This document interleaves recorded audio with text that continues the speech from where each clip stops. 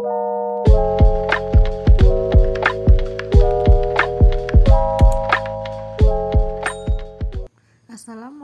warahmatullahi wabarakatuh. Perkenalkan, nama saya Anissa Fitri Iskandar dengan nomor NIM 2014040035.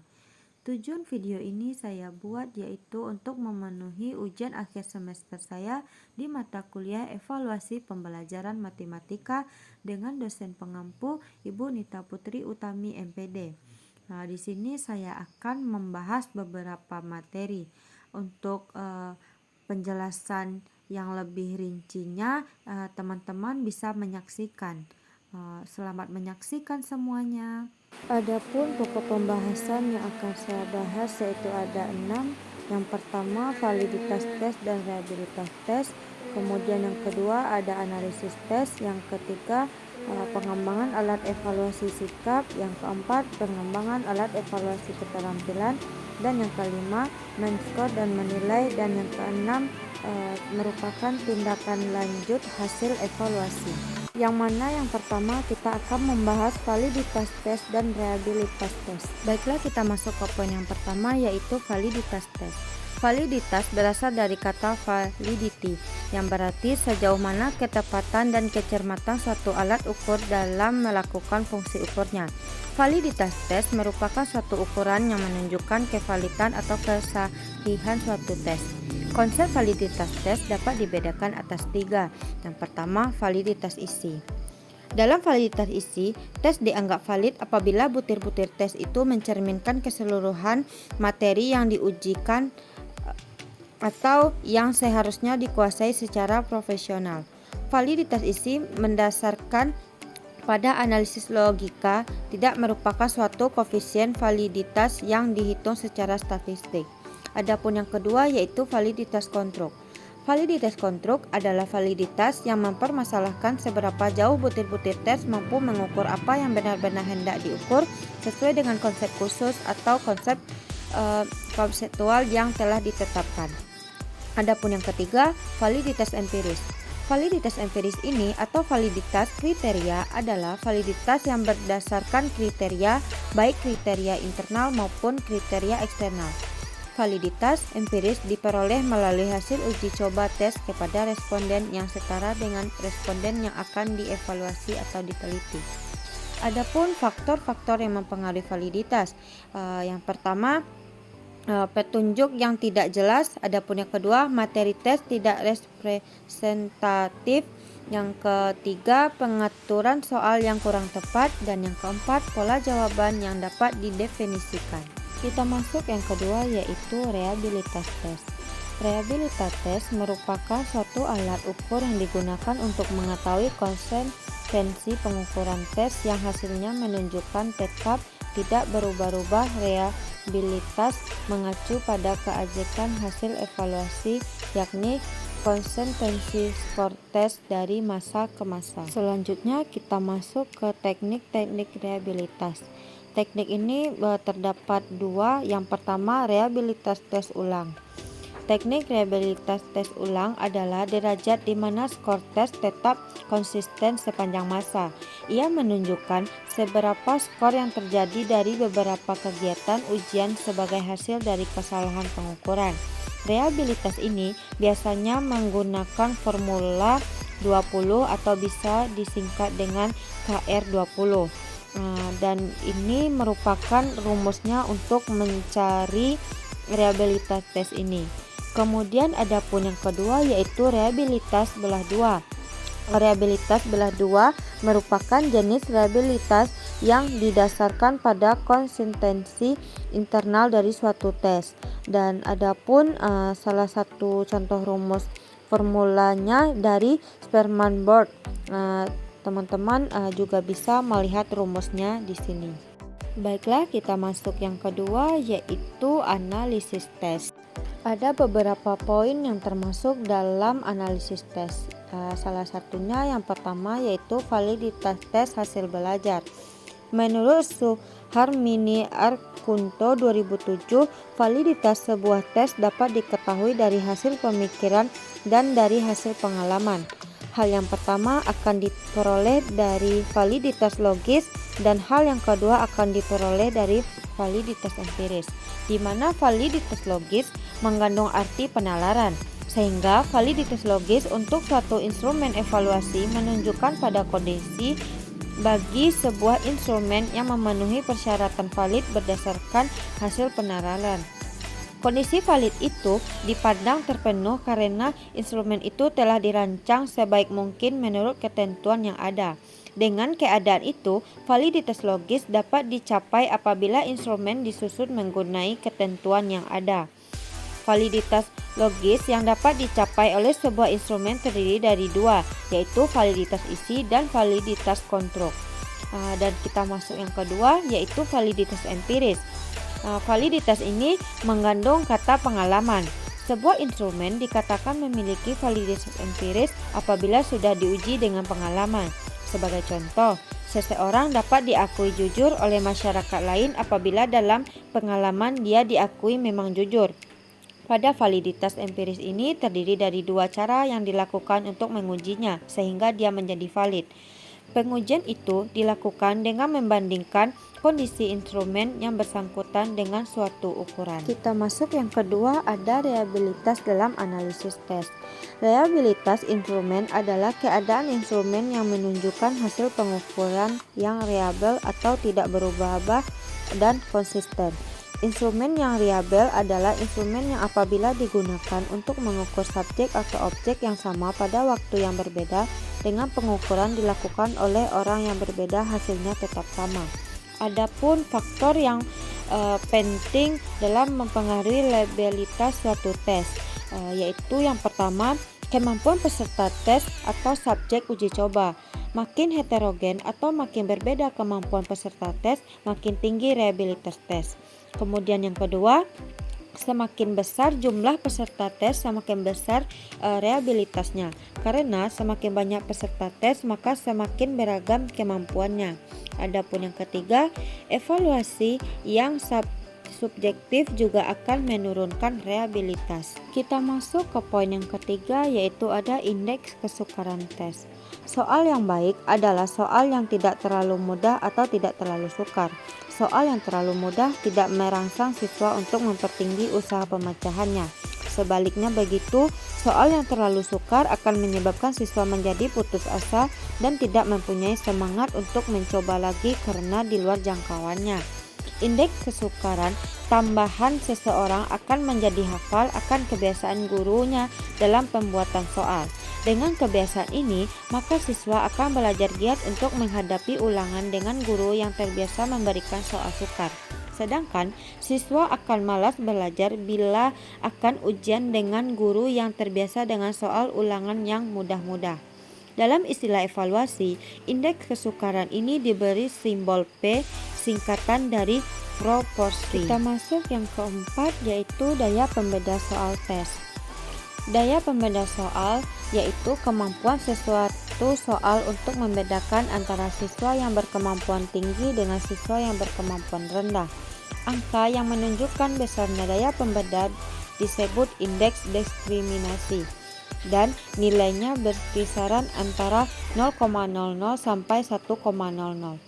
Pada daya pembeda ini berlaku tanda negatif yang digunakan jika sesuatu soal terbalik, menunjukkan kualitas tes T, yaitu anak pandai disebut bodoh dan anak bodoh disebut pandai.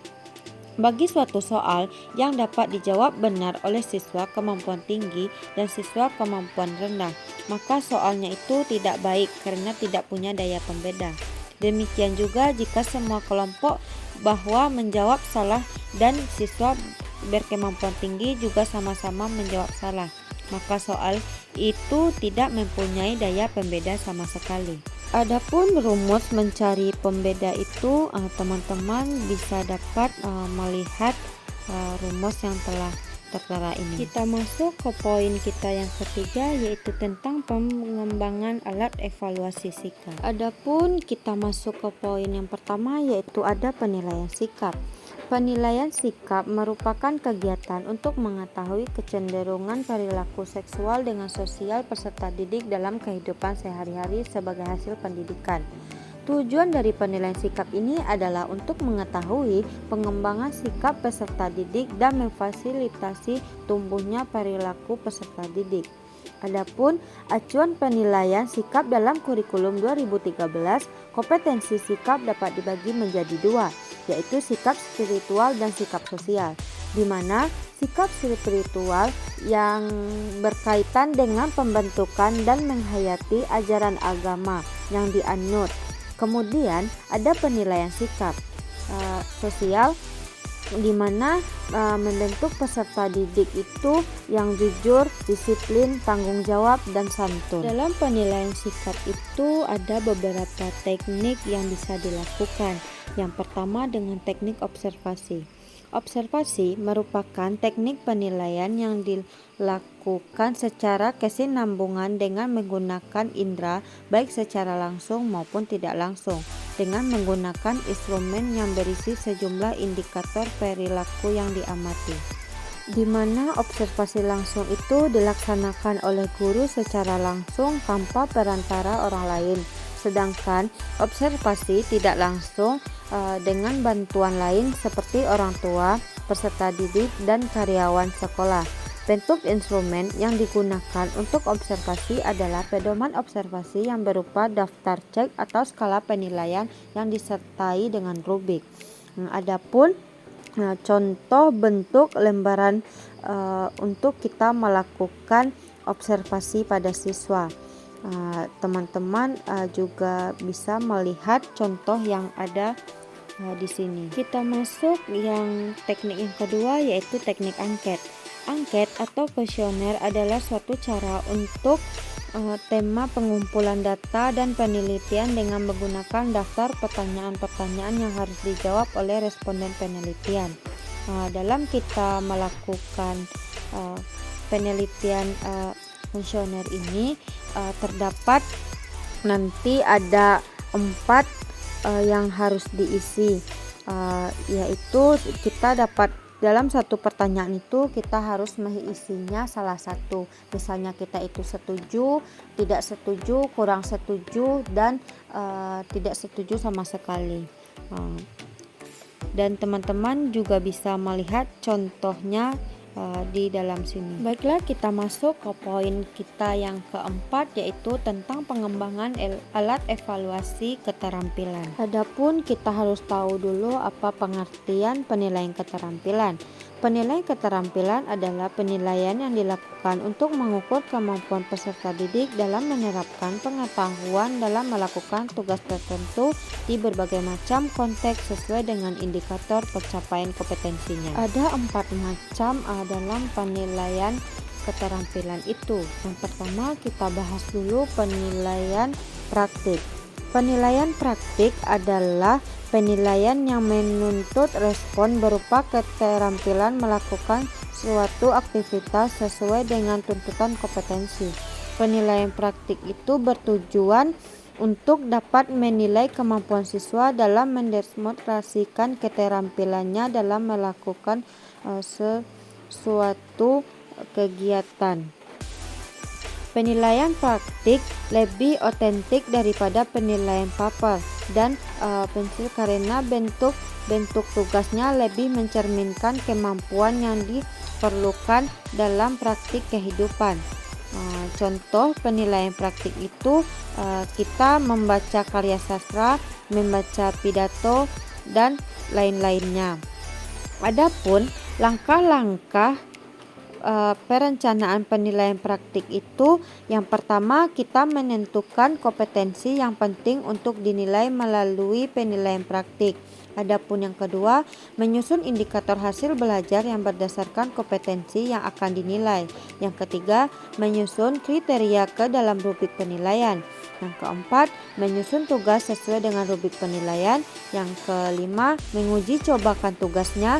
Yang terakhir, menyusun kriteria atau batas kelulusan atau batas standar minimal capaian kompetensi siswa tersebut. Adapun yang kedua ada penilaian produk, di mana penilaian produk itu adalah penilaian terhadap keterampilan peserta didik dalam mengaplikasikan pengetahuan yang dimiliki ke dalam wujud produk dalam waktu tertentu sesuai dengan kriteria yang telah ditetapkan baik dari segi proses maupun hasil akhir. Penilaian produk dilakukan terhadap kualitas suatu produk yang dihasilkan.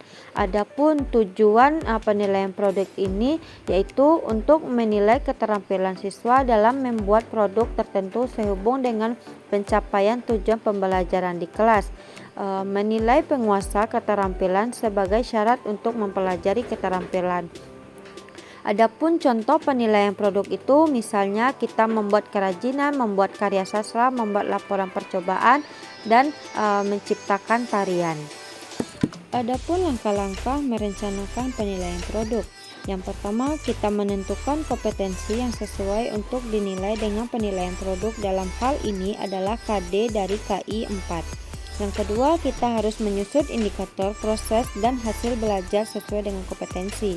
Yang ketiga, merencanakan apakah tugas produk yang dihasilkan bersifat individu atau kelompok. Yang keempat, kita harus merencanakan teknik-teknik dalam penilaian individual untuk tugas yang dikerjakan secara kelompok. Yang kelima, kita harus menyusun instrumen dan rubrik penilaiannya. Selanjutnya yang terakhir, kita menyusun kriteria batas kelulusan atau batas standar minimal capaian kompetensi siswa tersebut. Kita masuk yang ketiga, yaitu penilaian proyek. Penilaian proyek adalah suatu kegiatan untuk mengetahui kemampuan siswa dalam mengaplikasikan pengetahuannya melalui penyelesaian suatu instrumen proyek dalam periode atau waktu tertentu. Penilaian proyek ini dapat dilakukan untuk mengukur suatu atau beberapa KD dalam satu atau beberapa mata pelajaran. Instrumen tersebut berupa rangkaian kegiatan mulai dari perencanaan, pengumpulan data, pengorganisasian data, mengelola dan menyajikan data, serta pelaporannya. Penilaian proyek ini bertujuan untuk mengembangkan dan memonitor keterampilan siswa dalam merencanakan, menyelidiki, dan menganalisis proyek. Adapun contoh penilaian proyek ini adalah melakukan investigasi terhadap jenis keanekaragaman hayati Indonesia, membuat makanan dan minuman dari buah segar. Adapun langkah-langkah merencanakan penilaian proyek itu. Yang pertama, kita menentukan kompetensi yang sesuai untuk dinilai melalui proyek. Menilai proyek mencakup perencanaan, pelaksanaan, dan pelaporan proyek.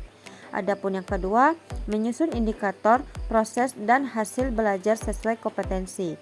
Adapun yang ketiga, menentukan kriteria yang menunjukkan capaian indikator pada setiap tahapan pengerjaan proyek.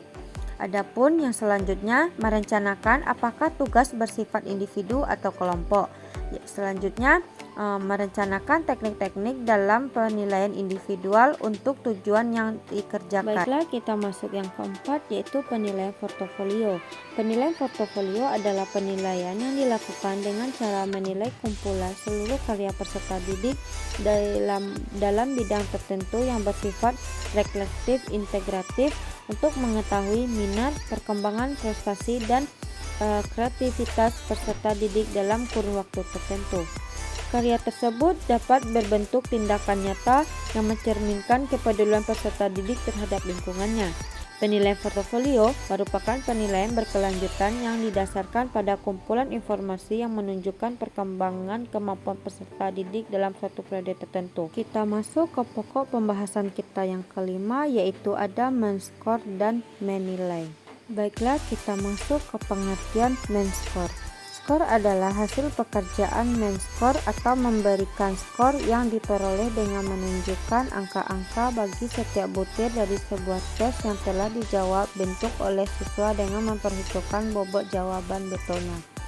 Pemberian skor merupakan langkah pertama dalam proses pengelolaan hasil tes, yaitu proses pengubahan jawaban soal tes menjadi angka-angka. Dengan kata lain, pemberian skor itu merupakan tindakan kuantifikasi terhadap jawaban-jawaban yang diberikan oleh tes T dalam suatu tes hasil belajar. Kita masuk ke poin yang kedua, yaitu pengertian menilai. Nilai adalah angka ubahan dari skor dengan menggunakan acuan tertentu, serta disesuaikan pengaturannya dengan standar tertentu. Maka, nilai sering disebut dengan skor standar. Nilai pada dasarnya adalah angka atau huruf yang melambangkan seberapa jauh atau kemampuan yang telah ditunjukkan oleh tester terhadap materi atau yang sesuai dengan tujuan instruksional khusus yang telah ditentukan. Adapun beda penskoran itu dengan penilaian, di mana penskoran berarti proses pengubahan prestasi menjadi angka-angka, sedangkan dalam penilaian kita memproses angka-angka hasil kuantifikasi prestasi itu dalam hubungannya dengan kedudukan personal siswa dan mahasiswa yang memperoleh angka-angka tersebut di dalam skala tertentu. Kita masuk ke penilaian acuan norma. Penilaian acuan norma secara umum menunjukkan di mana peringkat seseorang dalam kelompok orang yang mengikuti tes. Secara singkatnya, dapat dirumuskan penilaian acuan norma adalah penilaian yang dilakukan dengan mengacukan pada norma kelompok nilai-nilai yang diperoleh siswa diperbandingkan dengan nilai-nilai siswa yang lain termasuk di dalam kelompok itu. Penggunaan sistem penilaian acuan norma membiarkan siswa berkembang seperti apa adanya. Namun demikian, guru tetap merumuskan tujuan khusus pembelajaran sesuai dengan tuntutan kompetensi. Tujuan khusus pembelajaran yang berorientasi pada kompetensi tetap dipakai berbagai tumpuan dalam penyusunan evaluasi, akan tetapi pada saat pemberian skor yang diperoleh siswa, maka tujuan khusus pembelajaran tidak dipergunakan sebagai pedoman. Batas kelulusan tidak ditentukan oleh penggunaan minimal siswa terhadap kompetensi yang ditetapkan dalam tujuan khusus pembelajaran, melainkan didasarkan pada nilai rata-rata dan simpangan baku yang dihasilkan. Baiklah, kita masuk ke penilaian acuan patokan, di mana penilaian acuan patokan itu model pendekatan penilaian yang mengacu kepada suatu kriteria pencapaian tujuan yang telah ditetapkan sebelumnya. Penilaian acuan patokan merupakan suatu cara menentukan kelulusan siswa dengan menggunakan sejumlah patokan. Bila mana siswa telah memenuhi patokan tersebut, maka dinyatakan berhasil. Tetapi bila siswa belum memenuhi patokan, maka dikatakan gagal atau belum menguasai bahan pembelajaran tersebut. Nilai-nilai yang diperoleh siswa dihubungkan dengan tingkat pencapaian penguasaan siswa tentang materi pembelajaran sesuai dengan tujuan yang telah ditetapkan. Suatu penilaian disebut penilaian acuan patokan jika dalam melakukan penilaian itu kita mengacu kepada suatu kriteria pencapaian tujuan yang telah dirumuskan sebelumnya. Nilai-nilai yang diperoleh siswa dihubungkan dengan tingkat pencapaian penguasaan siswa tentang pengajaran sesuai dengan tujuan yang telah ditetapkan. Baiklah, kita masuk ke poin yang terakhir, yaitu tindak lanjutan hasil evaluasi. Adapun tindak lanjutan evaluasi. Evaluasi pembelajaran adalah suatu proses mengumpulkan, menganalisis, dan menginterpretasi informasi secara sistematis untuk menetapkan sejauh mana ketercapaian tujuan pembelajaran yang telah ditetapkan. Tindak lanjut evaluasi pembelajaran itu dilakukan apabila hasil dari evaluasi pembelajaran kurang sehingga perlu dilakukannya tindakan lanjut. Evaluasi proses pembelajaran tindak lanjut pada dasarnya berkenaan dengan pembelajaran yang akan dilaksanakan selanjutnya dan evaluasi pembelajarannya.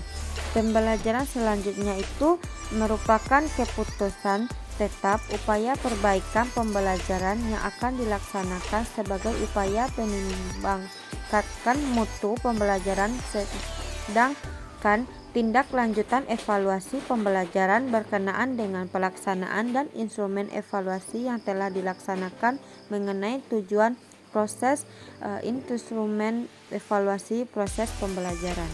Kita masuk selanjutnya kegiatan tindak lanjut evaluasi. Yang pertama, ada identifikasi kelebihan dan kelemahan laporan hasil evaluasi pembelajaran. Laporan hasil pembelajaran perlu dilihat dan dipelajari oleh pengambil kebijakan pendidikan. Dengan melihat hasil laporan tersebut, maka dapat didefinisi apakah pembelajaran selama ini sudah sesuai dengan tujuan pembelajaran. Dengan mengetahui hasil laporan, maka kelemahan-kelemahan yang terjadi di dalam proses pembelajaran teridentifikasi secara baik.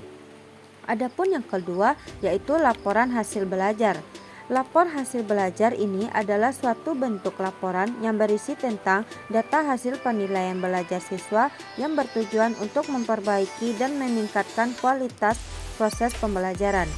Untuk itu, diperlukan laporan perkembangan hasil belajar siswa untuk guru atau sekolah, siswa dan orang tua, begitu pula untuk pakar pendidikan.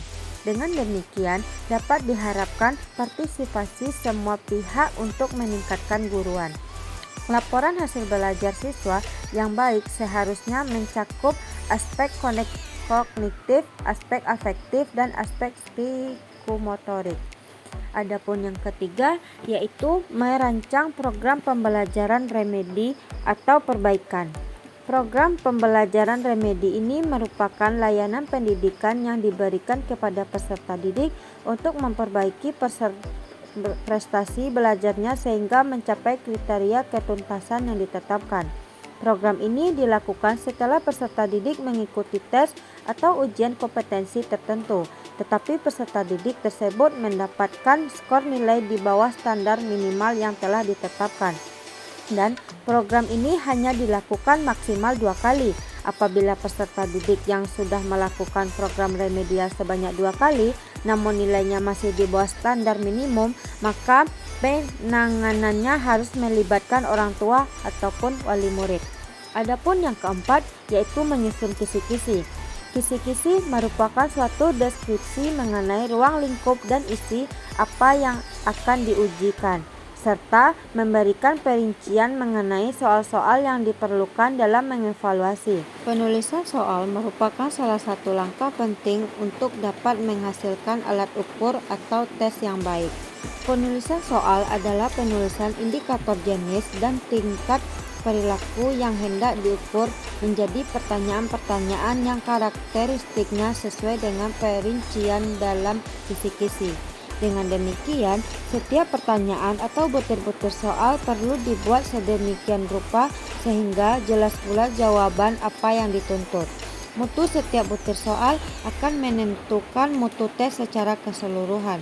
Jadi, kisi-kisi adalah perincian dari soal yang akan disajikan dalam butir soal, sehingga kisi-kisi merupakan gambaran umum dari butir soal yang nantinya akan mempermudah penilaian dikarenakan arah dan tujuannya sudah direncanakan untuk mencapai sebuah kurikulum. Baiklah, hanya itulah yang dapat saya sampaikan. Lebih dan kurangnya saya mohon maaf.